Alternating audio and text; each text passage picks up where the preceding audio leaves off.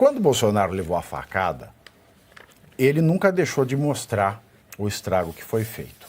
E até hoje, vocês vejam que no Congresso até hoje a esquerda faz troça dizendo que a facada foi fake. Será que dá para imaginar que esta queda foi fake? Dentro dos mesmos parâmetros da crítica que ainda se faz sobre a facada de Bolsonaro?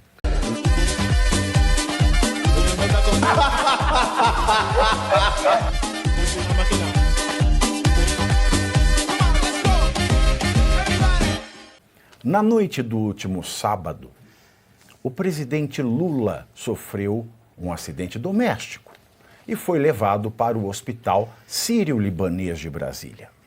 Lula, segundo informações prestadas pela própria assessoria do Planalto, escorregou no banheiro e bateu a cabeça, mas não chegou a perder a consciência.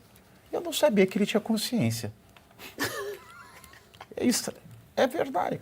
Como é que ele não chegou a perder se ele já não tinha? Mas vamos continuar com a notícia.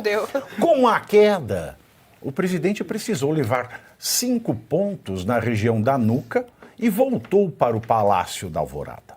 No domingo, Lula retornou ao hospital para fazer novos exames. Por conta do incidente, o presidente não embarcou para a Rússia, onde participaria da reunião de cúpula dos BRICS. O chanceler Mauro Vieira é quem vai chefiar a delegação brasileira na Rússia. Será que ele vai dançar cossaco? Veremos. E apesar da ausência de Lula na viagem, Lula deve participar por videoconferência do encontro com os líderes, ou seriam os ditadores, do BRICS. E aí, qual é o impacto para a economia brasileira, Arthur? É a ausência do Lula na reunião de cúpula dos BRICS. Olha, eu acho que, na verdade, o tombo do presidente Lula, do ponto de vista político, para ele foi bem-vindo, né? É claro que ninguém torce por isso, mas ele ia ficar numa saia justa nessa reunião lá dos BRICS, porque agora o BRICS está virando um balaio de gato, querendo juntar um monte de países. Se ele pulou a cúpula e ficasse numa saia justa, seria a Tertuliana Lustosa, entendeu? É verdade. Agora, seria importante a gente destacar que, não sei se todo mundo tem esse conhecimento, que no Brasil, esse tipo de acidente doméstico é a causa da maioria das mortes entre crianças de 0 a 14 anos. É algo bem grave, assim, e claro, também em relação a idosos. Então, o presidente Lula, tome cuidado, não sei se no banheiro dele não tem aquele suporte que você segura, porque chão escorregadio, cai mesmo, Pavinato. Agora, eu fico me perguntando, professor Suano, e a bacia? O maior risco não é a bacia? Normalmente dizem que sim. Porque você sabe que o que mais vitima os idosos em São Paulo, são quedas nas calçadas esburacadas. Né? E acho que isso se repete por todo o Brasil. O fêmur, quando você fratura, quando os idosos fraturam o fêmur, fratura aquela parte superior que engata no quadril, né? No ilíaco, melhor dizendo, que engata no ilíaco. Ou fratura ilíaco, ali pode ter certeza. Ele não acabou de fazer uma cirurgia de quadril? Ele não tinha acabado de fazer uma cirurgia no quadril? Tinha, mas não adianta, não quer. Não, mas de fêmur ninguém quer ele, nem lá em cima, nem lá embaixo. Ele está transitando por aí no limbo. Ele vai ficar... no limbo, e transformar o Brasil no limbo durante muito tempo. O interessante, Marcelo, é que ele chamou um cardiologista, Roberto Calil. É verdade, ele chamou um cardiologista, que é o Calil, para dizer atender por que ele caiu e bateu a nuca. Porque é isso, na realidade, tudo aquilo que foi falado em termos técnicos da medicina, ele caiu, bateu a nuca e teve um pequeno corte. É o que está sendo dito. Para mim... A nuca? Que estranho. Bateu aqui. Porque caiu de costas, né? E bate. Segundo ele alega. Ninguém sabe muito bem, né, o que aconteceu, porque eu já vi alguns boatos. Eu já ouvi tanto boato, meu amor. Cada boato que eu já ouvi é que essa Mas a questão, Pave, aquilo que o Arthur indebatível. Aquilo que o Arthur falou procede. Veio como... Olha, é uma coisa que cai tão bem para ele, nesse momento, que algumas pessoas poderiam até suspeitar dessa queda e chegar a achar que é muito difícil você fazer um corte aqui na cabeça e depois ir lá e costurar. Não estou dizendo que ele fez isso, porque tudo cabe. Por qual razão? Ele está indo para a Rússia vai ser obrigado a assinar o documento que o Foro de São Paulo, o PT, e o BRICS quer fazer, quem apoia o governo da Venezuela, eleito pelo colégio eleitoral? Não, eleito Será que eles vão pelo enfiar Supremo o Talibã no BRICS dessa vez? Eles querem, porque a China precisa. É. Sabe qual foi o primeiro governo a conversar com o governo do Talibã depois que aquelas pessoas caíram do helicóptero fugindo do governo Talibã? Alguém pior que o Talibã. Foram os chineses. Chegaram lá e falaram assim, nós queremos acolher vocês e dar todo o suporte. A gente só precisa dessa faixa de terra aqui para a gente construir umas estradas e umas ferrovias para articular o projeto de iniciativa Cinturão em Rota, que é controlar a malha logística. Aí o Talibã disse, beleza, nos ajuda, a gente te ajuda. A nova Rota da Seda? Começou com uma nova Rota da Seda o nome, depois um cinturão e uma rota. Aí o criava a sensação de que eles são petulantes. Aí eles criaram o nome Iniciativa Cinturão e Rota, que é controlar toda a malha logística mundial, por terra, mar e ar. E aí, Geisiane? Olha, há muito boatos, né, sobre a queda do Lula. Eu vi algumas coisas sobre se tinha acontecido ou não sangramento no cérebro e tal, se tinha sido, portanto, uma queda mais séria ou não, enfim. Ninguém sabe ao certo. A grande questão é que há o debate no BRICS, como o professor muito bem colocou, sobre a entrada de países muito bons. Vejam só vocês. Venezuela, Nicarágua e Cuba, que são as famosas democracias relativas que o Lula sempre se refere. Ele havia sinalizado um pouco antes que ele se posicionaria contra a entrada da Venezuela e aí entraria de novo naquele debate que o Lula sempre está na corda bamba. Ele faz parte do Foro de São Paulo. Foro de São Paulo é aquela organização daqui da América Latina, comunista, que tem como parceiros países Venezuela e Cuba, portanto são amigos do Lula, que nós éramos proibidos, inclusive, de falar sobre isso nas eleições de 2022, vai lembrar, nós não podíamos falar que o Lula tem abertamente uma amizade de longos anos com ditadores e que ele, portanto, gosta, né, dessas ideias ditatoriais. E aí, ali no BRICS, ele ia ter que se posicionar, se de fato ele seria contra ou não, e aí ele contrariaria os amigos Mas se ele vai dele do Foro de São Paulo. Na videoconferência, pois é, ele né? vai... Vamos ver o que ele vai falar na videoconferência, porque esse debate ainda está aí, se ele vai contrariar os amigos do Foro de São Paulo mesmo ali, abertamente, internacionalmente, ou se ele vai, né, fazer um somebody love, como ele já vem fazendo desde o começo aí desse processo da eleição da Venezuela, que ele nunca falou abertamente. O PT, o partido dele, assinou documento apoiando, não só agora do Foro de São Paulo, mas antes o PT já tinha feito um manifesto com alguns outros países, dizendo que reconheceriam os documentos oficiais do Maduro, que é um ditador. Então é óbvio que esses documentos não têm uma legitimidade no caso. Agora, eu tenho mais uma dúvida ainda. Saiu foto da nuca costurada do Lula? Não, eu não vi. Saiu alguma coisa? Não? Bolsonaro porque o seguinte, quando o Bolsonaro levou a facada, ele nunca deixou de mostrar o estrago que foi feito. E até hoje, vocês vejam que no Congresso até hoje a esquerda faz troça dizendo que a facada foi fake. Será que dá para imaginar que esta queda foi fake? Dentro dos mesmos parâmetros da crítica que ainda se faz sobre a facada de Bolsonaro?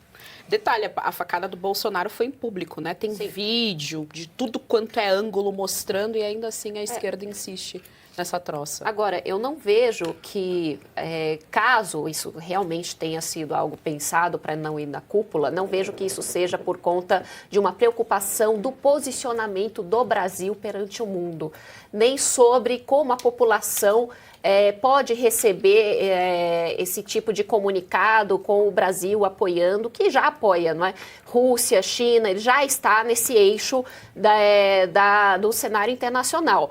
Mas, para além disso, nossa, desculpa, acabei me perdendo aqui, mas eu não vejo isso, por quê? Porque nós temos aqui a eleição de São Paulo. Então, hoje, o Lula, ele está muito focado em fazer o Boulos crescer ou até mesmo vencer a eleição de São Paulo. Então, ele não pode, nesse momento, viajar até a Rússia, não é? Endossar tudo que a Rússia e a China quer, sabendo que isso vai ser utilizado na eleição de São Paulo. Então, ele não está preocupado com o país, não está preocupado com o posicionamento do Brasil no mundo. Por quê? Porque se tivesse, não teria deixado, não teria aceito o Irã entrar nos BRICS. Tá?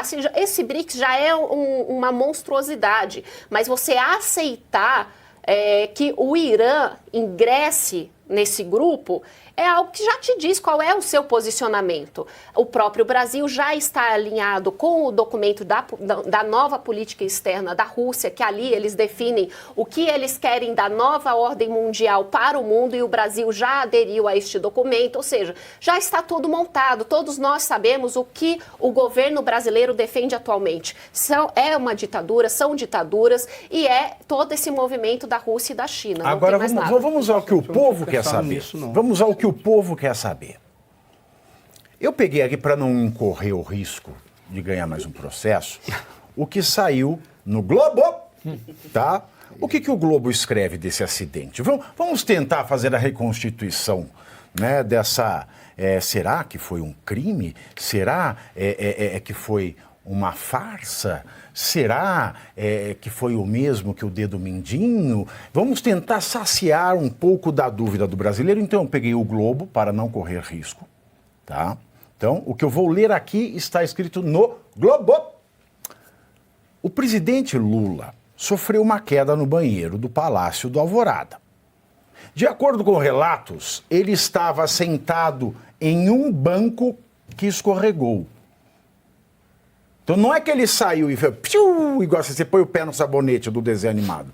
Ele estava sentado em um banco que escorregou. O banco escorregou? O banco escorregou. Está aqui no Globo. Ele estava sentado em um banco que escorregou.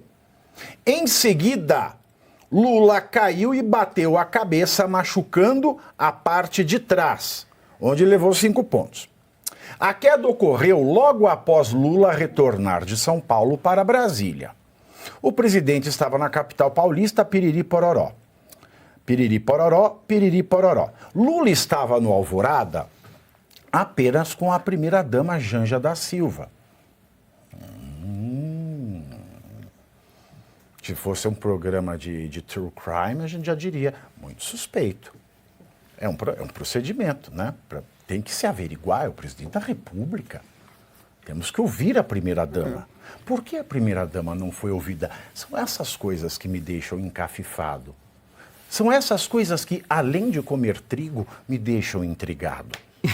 Então ele estava apenas sozinho, a sós, com a primeira-dama Janja da Silva. O casal já estava arrumando as malas para embarcar para a Rússia. Você imagina o presidente da República arrumando mala? Hein? A primeira-dama... O Bolsonaro eu até imagino que ele deve enfiar, socar tudo numa mochila, que é um esmero e vai. Agora, o Lula... Então, eles estavam aqui, ó, os relatos do Globo, repito, são do jornal O Globo. Então, ele estava sozinho com a Janja e os dois estavam arrumando a mala para embarcar para a Rússia. Aí, o que tal? O presidente foi para a unidade do Sírio-Libanês em Brasília. Foi atendido com emergência e liberado no mesmo dia. Lula foi submetido a exames no Sírio e levou 5 pontos. Não houve indicativo de internação. Neste domingo, retornou para nova avaliação. Segundo auxiliares próximos, Lula está ativo no dia de hoje e caminhando. O presidente está conversando, isso no domingo ontem, né? Com ministros que iriam acompanhá-lo, etc. e tal. A equipe médica do presidente avaliou que seria prudente o presidente cancelar a viagem. Tá? Bom, o que é um ferimento corto-contuso? Conforme o boletim médico do Sírio-Libanês, Lula teve um ferimento corto-contuso em região occipital. O que significa corte na parte de trás da cabeça. Nessa região está o osso occipital, que se articula com a coluna vertebral.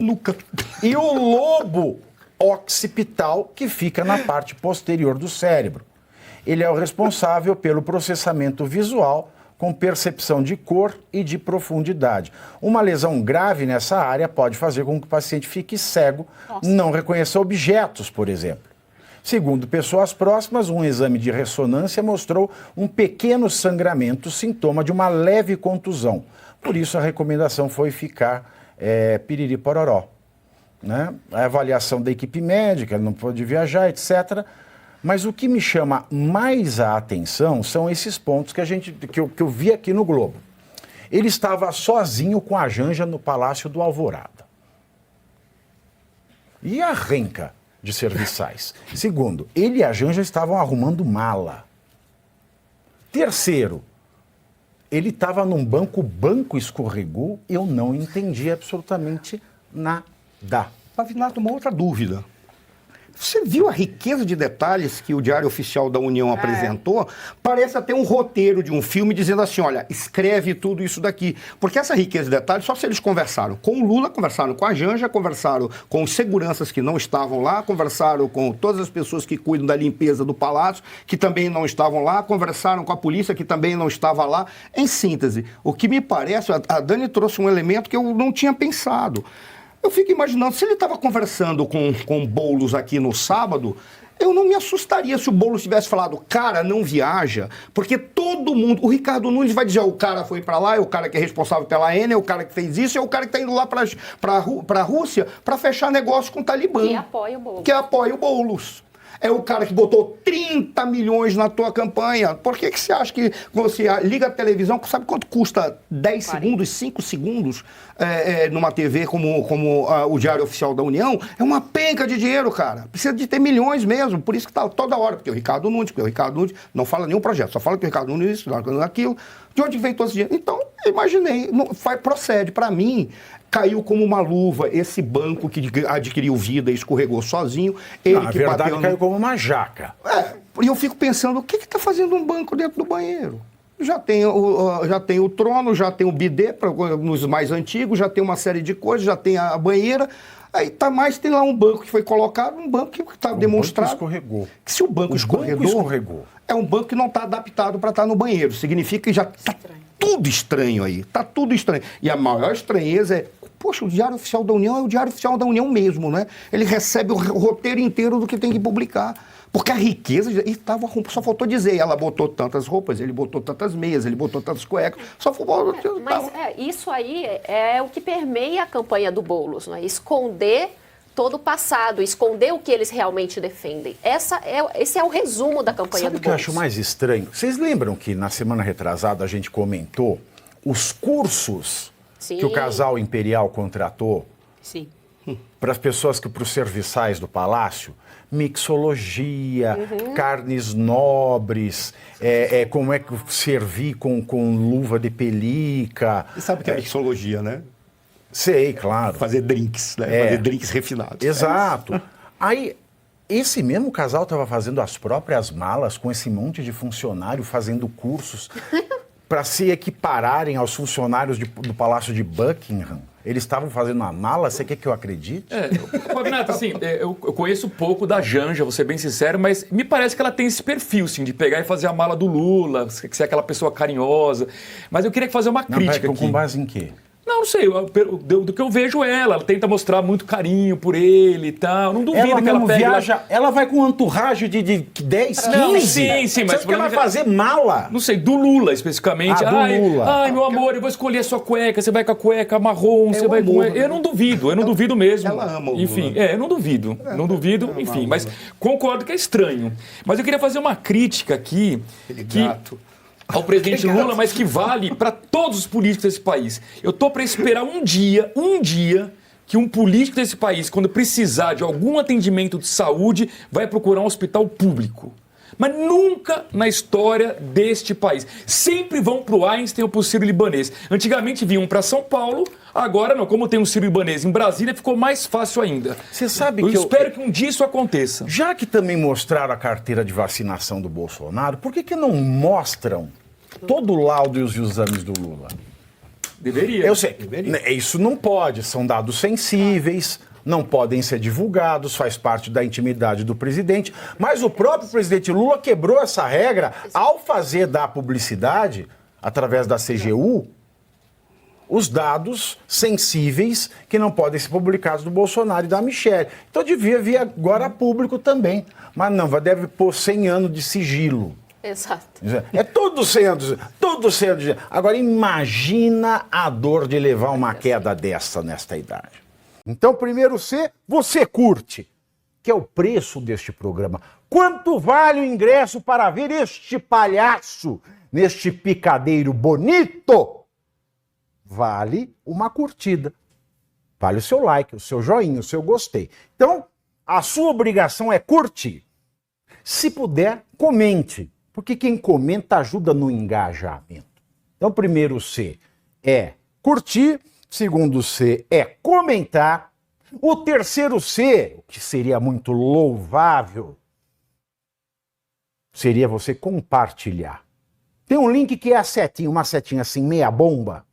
Sabe aquela a setinha da pipa do vovô que se esforça? Você vai lá, copia o link, cola no seu Orkut, no seu Facebook, no WhatsApp, no Telegram, manda sinal de fumaça, pombo correio, não é pombo correio do banheiro, é o pombo correio que leva as mensagens, você passa para todo mundo que você gosta, para quem você não gosta, você também passa. Então, ó, curtiu, comentou, compartilhou. E se puder, se quiser, se o seu bolso comportar e se seu coração assim permitir, contribua com este programa que vai substituir o Jornal Nacional. Olha que pretensão maravilhosa, hein? Se liga, ô Bonner, nós vamos derrubar o Jornal Nacional. Esta é a meta.